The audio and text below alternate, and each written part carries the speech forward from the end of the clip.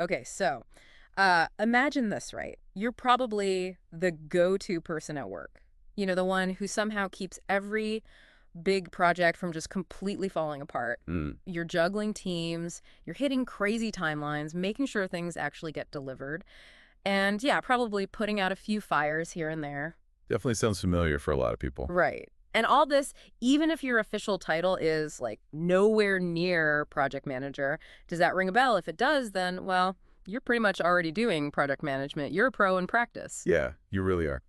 So this deep dive we're doing, think of it as your direct path, taking all those real skills you use every day Mm, and getting them properly recognized globally. We're talking specifically about the PMP certification here. exactly. It's more than just letters after your name. Oh, yeah, it's a real career accelerator. Absolutely. And our whole goal today, our mission, is just to make this whole PMP thing less mysterious. We want to give you a really clear step-by-step plan, especially if you're already, an intermediate pro doing the work. We're going to keep it straightforward, actionable, no confusing jargon, promise. Yeah, none of that. Think of it like the shortcut from, hey, I do this job, to I'm officially certified for it, and what that really means for you.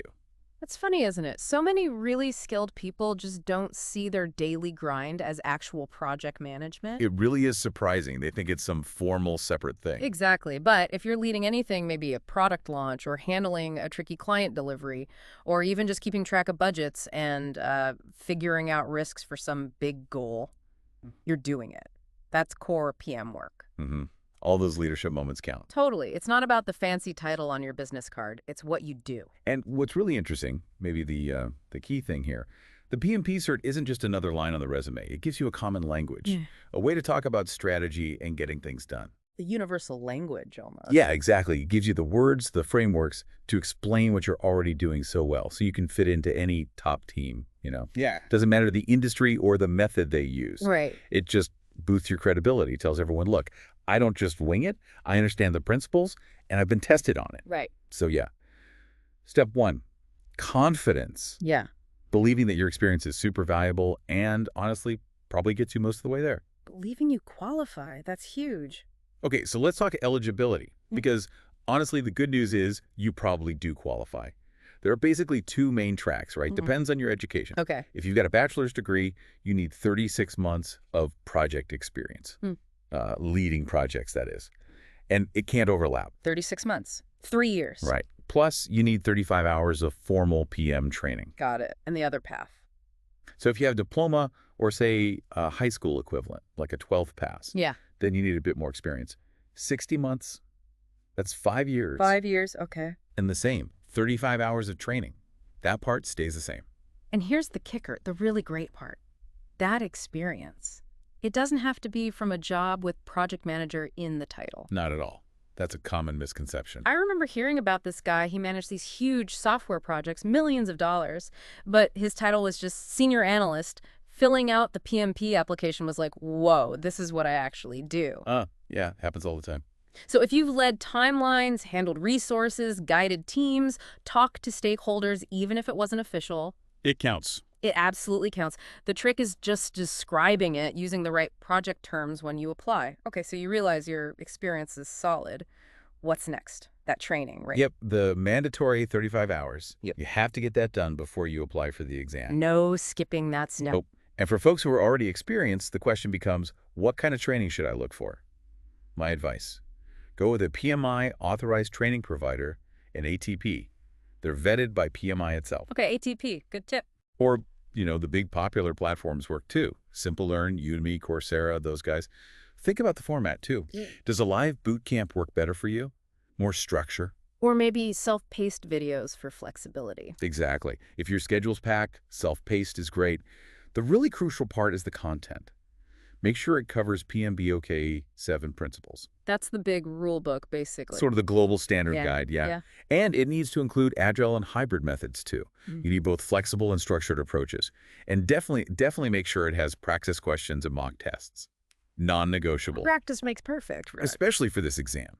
For experienced people like you listening, this training isn't about learning from scratch. It's more about connecting theory to what you already do. Putting the official names to your gut instincts.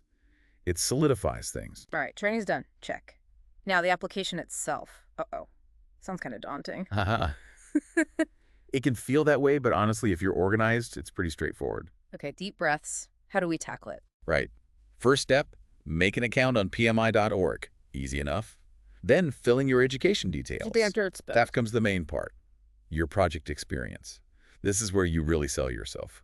Focus on your role, what you were responsible for, what you actually achieved, the outcomes. Then use that project language we talked about. Exactly. Use the words scope, schedule, budget, risk, stakeholders.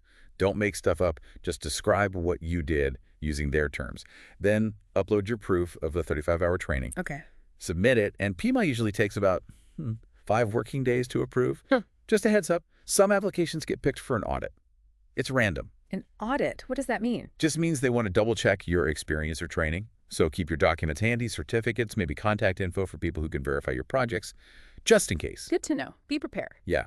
The main tip, be clear, be consistent, be honest. They want to see real work, not fancy jargon. Okay, application submitted. Now, studying for the exam. People think you need to lock yourself away for months, right? Yeah, that's the myth. 8 hours a day.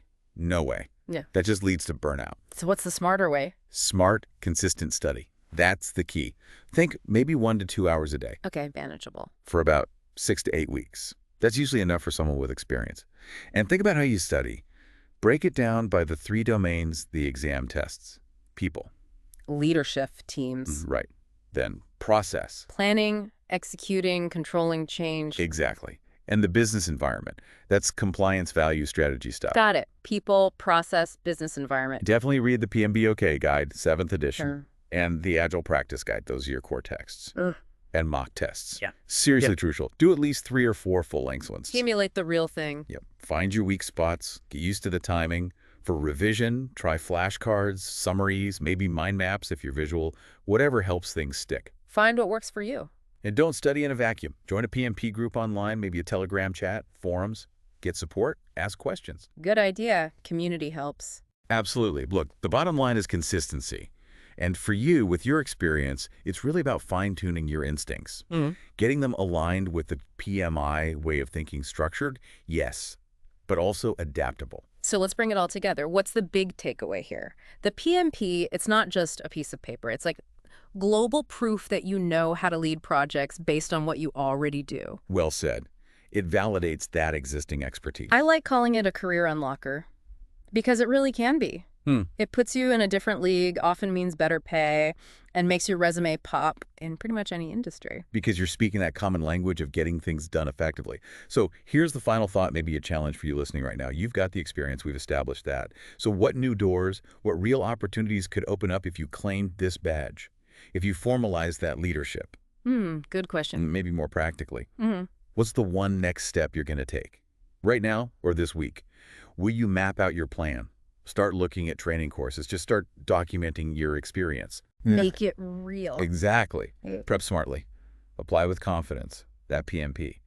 It might be much closer than you think, especially when you already know the job inside and out.